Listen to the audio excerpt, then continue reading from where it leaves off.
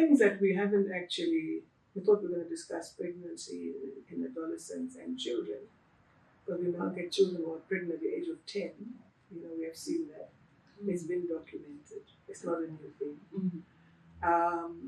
But so we in my profession, we go through what we need to go through in terms of what we are trained, look after a pregnant person from the beginning of the pregnancy to the end. But then there's other dynamics also that we hardly ever talk about. What is happening in the mind of that child. So we now can see here there's a child that's pregnant, wasn't ready.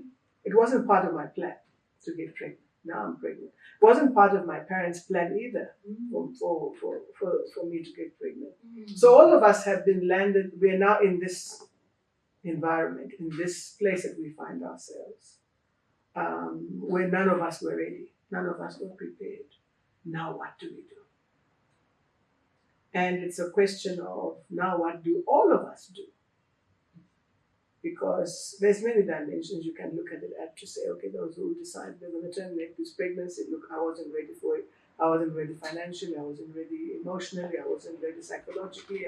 My body's not ready. All the different reasons we can give for not being ready. And let me just, blot it out of the way and terminate the pregnancy. And then there's, I'm going forward in the pregnancy, but I'm still not ready for this pregnancy because it wasn't part of where I was supposed to be going in my life. So now what do we do? And there are things we don't discuss. We don't look at how the parents of the child have been affected by this pregnancy. We don't look at how emotionally and mentally and psychologically and spiritually and in all other dimensions that this child, this adolescent has been affected by this pregnancy. Not just that at that particular time, but going forward to delivery. Delivery will come and go. What about when I'm now 25 and I still have a reminder in my life that I'm 25, I got pregnant at 10 and I have a 15-year-old, So then we don't talk about the father of this child. Maybe the father was also a teenager. How is he and his family impacted by this pregnancy? And then there's a lot that's in the background we don't discuss. And we realize that for me, I would look after the child, I would look after the pregnancy, take it through first trimester, your vitamins, your blood tests need to be done. Look into this child's life as much as I can in terms of referring often to somebody like you, a clinical psychologist, or somebody like a social worker. Let's see how best we can assist this family who was not ready for this baby, but here's a baby coming in any case. And then there's the aspect of the schooling, where this child is now going to school. The child is going to school, but the child is pregnant. What is happening in the classroom? What is happening amongst the peers in the classroom? What is happening in the entire school? What is happening to her and the relationship between her and her friends? How is teacher now looking upon this child?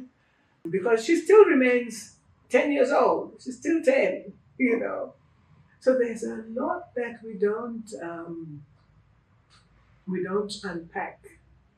And I don't know if we don't unpack it because we just wanted to go through the motions of let's just do what we need to do. Delivery must be done. Child must be looked well after. All the 3 trimesters of pregnancy. Let's plan the delivery. Delivery gets done. That's another story we're going to come up to a bit later. And all of that. And then obviously there's the aspect of this person, this 10-year-old who's now going to see the pediatrician with her baby. She herself is a child and she's taking her child to also see the doctor. So he has 2 children that the pediatrician has to deal with, or the child health specialist has to deal with and attend to.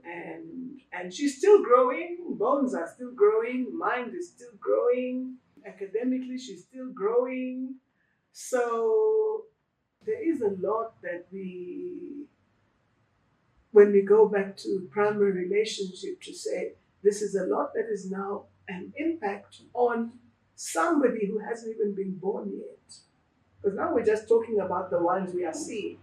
We've seen the 10-year-old, we've seen the mother and the father of the 10-year-old, we've maybe even seen her siblings. We haven't even talked about how does it impact on her siblings as well, in terms of what society is talking, is going to look at them, how is it to be a brother of a 10-year-old pregnant person. We haven't even gone there. But now, when we're going back to primary relationships, I would call it primary for lack of a better description. What impact does this now have on this person who hasn't even been born? And who's going to be born at some stage? That already there's all of this that's going on around this child. Whether you like it or not, whether you want to look at it positively or negative, the fact is that it wasn't part of the plan for a 10-year-old, 11-year-old, 12-year-old, 13-year-old, 14-year-old, 15-year-old to get pregnant. But we have now what we need to address and what we need to adjust to. And depending on how we adjust to it, it can impact very positively or very negatively on this unborn child who is going to now become an adult one day.